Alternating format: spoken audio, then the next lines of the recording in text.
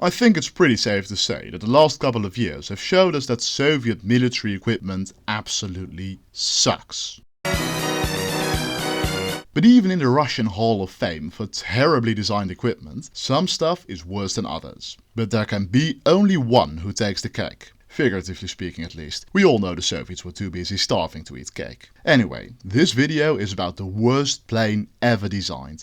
The IS-220. But Pepe, I hear you ask, this doesn't look too bad. This is just a regular plane from the 1940s. And yeah, you're right, but looks can be deceiving. I mean, look at this nice lady. Those of you who've seen or read Harry Potter might already know that this lady is the absolute worst. She is the most evil, twisted, cruel cunt in the entire series, and I would even go as far as saying that she's more evil than fucking Voldemort. Because at least with Voldemort you know that he's an evil, bald cunt. I cannot stress enough how much I fucking hate Umbridge.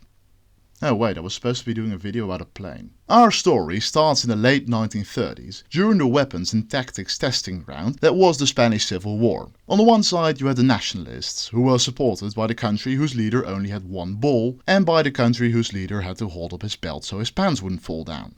On the other side you had the political compass clusterfuck that were the Republicans, whose main supporter was the Soviet Union. A Soviet Union that was itching to try out some of the toys they had developed during the interwar years. A Soviet Union that quickly found out that some of their toys were woefully obsolete. Chief among them were the Polikarpov I-15 Chaika and the I-16 Ishak. Fighters that were at one point considered some of the best in the world.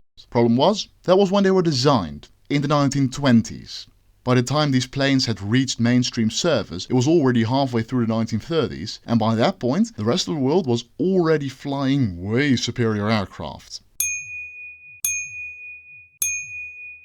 When the realization that basically their entire fighter fleet was nigh obsolete finally hit home, the entire Union collectively shit their pants. Most of all evil mustache man number 2. Joseph Stalin. So, the development of new fighters quickly became priority number 2. Priority number 1 obviously being repression.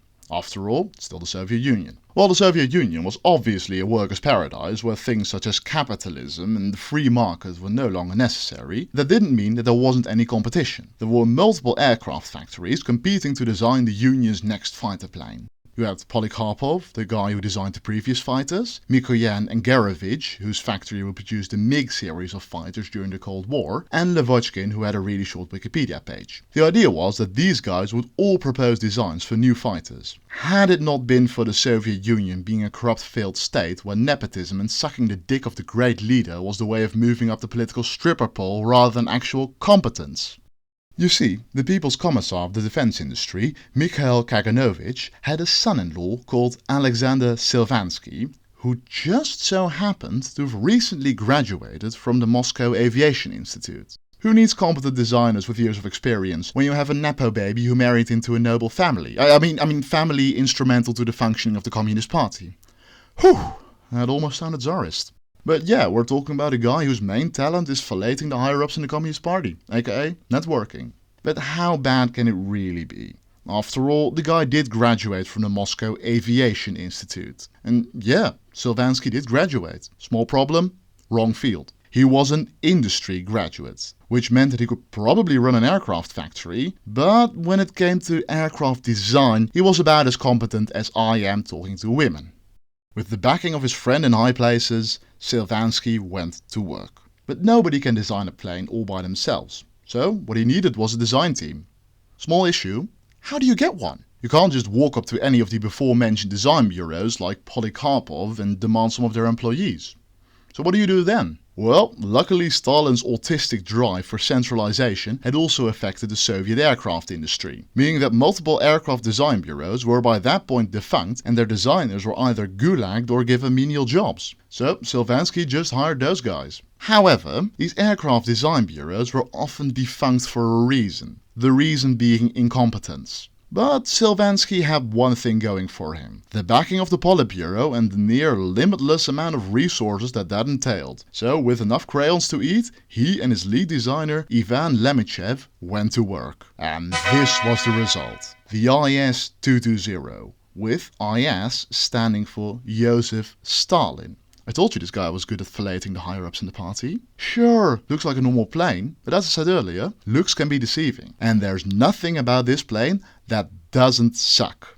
The main problem was the engine. The aircraft was designed around the Tumansky M88 air-cooled radial engine, which was very powerful, albeit quite heavy. Weighing in at 684 kilograms, this hunk of steel was almost as heavy as your mum. So you're probably aware that planes are supposed to fly. Well, here's a fun physics fact for you. The heavier an object is, the harder it is to make it fly. And with this engine weighing almost as much as a Fiat Panda, you need an absolutely gigantic propeller, which was also quite heavy and resulted in a lot more drag. No, not that kind. All this weight in the front meant that the plane was horribly out of balance, basically going to a nosedive unless you put all of your will into it while praying to every god known to mankind. But the design misery doesn't end there. This plane was supposed to be a fighter plane. And kids, what do fighter planes do? They fight. And you can't fight without any weapons. So when the question came up what and how many weapons this plane needed, Sylvanski simply said, yes.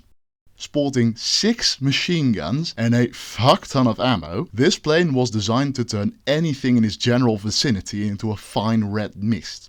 That's good, right? Well, adding as much DACA as you can to a vehicle might work when designing a ship. But when it comes to fighter plane design, it's often less is more. Because, well, guns and bullets are quite heavy. Believe it or not, it gets worse. A whole lot worse. When the prototype was finally built, it quickly became apparent that they'd made some mistakes when it came to, well, everything. Starting with the landing gear. The landing gear couldn't fully retract into the wheel wells, resulting in even more drag, which wasn't even the biggest problem with the landing gear.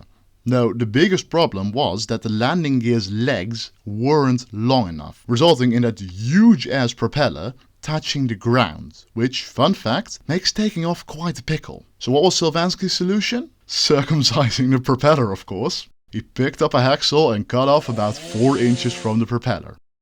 Then there was the engine. The plane was designed around the 1100 horsepower Tumansky M88 engine, but by the time the prototype was built, that engine wasn't available yet. So they had to settle for the less powerful, but still heavy as shit M87 engine. Another problem with using the M87 instead of the M88 was that the M87 was larger and therefore didn't actually fit into the plane. But fret not, dear viewer, for Sylvanski had a solution for this problem too. Just hit the engine with a hammer until it fits. The IS-220's first test flight was about as anticlimactic as you would expect, as the plane didn't even manage to take off. It was simply too heavy and too slow, and the destroyed propeller probably didn't help either. Failing at nearly every step of the way didn't mean that Sylvanski was going to quit just yet. After all, the plane bore the name of the great leader, and if that plane then turned out to be a huge pile of shit, well, let's just say that the best case scenario will be a one-way trip to the Gulag. Just like you,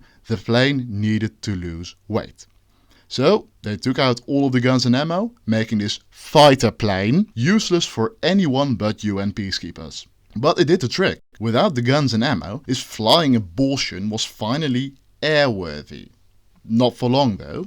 At an altitude of about 150 meters, the plane turned out to be a bit of a Swiftie, after it began taking the song Shake It Off quite literally. Combine that with the plane being very front heavy and the fact that the wheels not fitting into the wheel wells was fucking up the airflow. All of that made this abomination nearly impossible to control. Somehow the test pilot survived and, shouting every curse word in the Russian language at Sylvanski, refused to fly the plane again. Same goes for every other test pilot.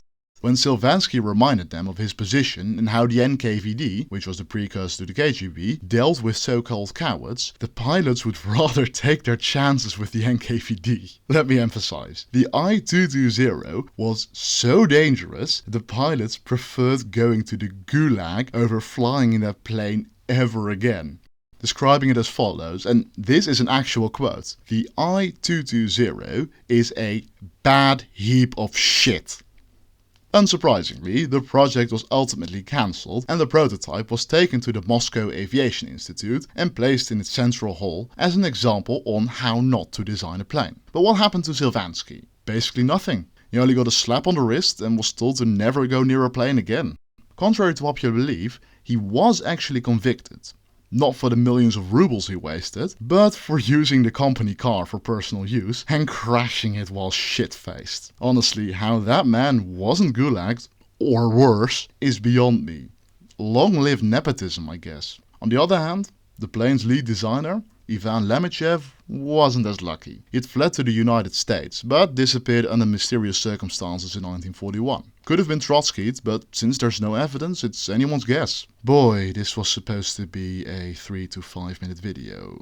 Whoopsie. Anyway, subscribe if you enjoyed it and leave a like, comment, yada yada yada, etc. You know the drill. See ya.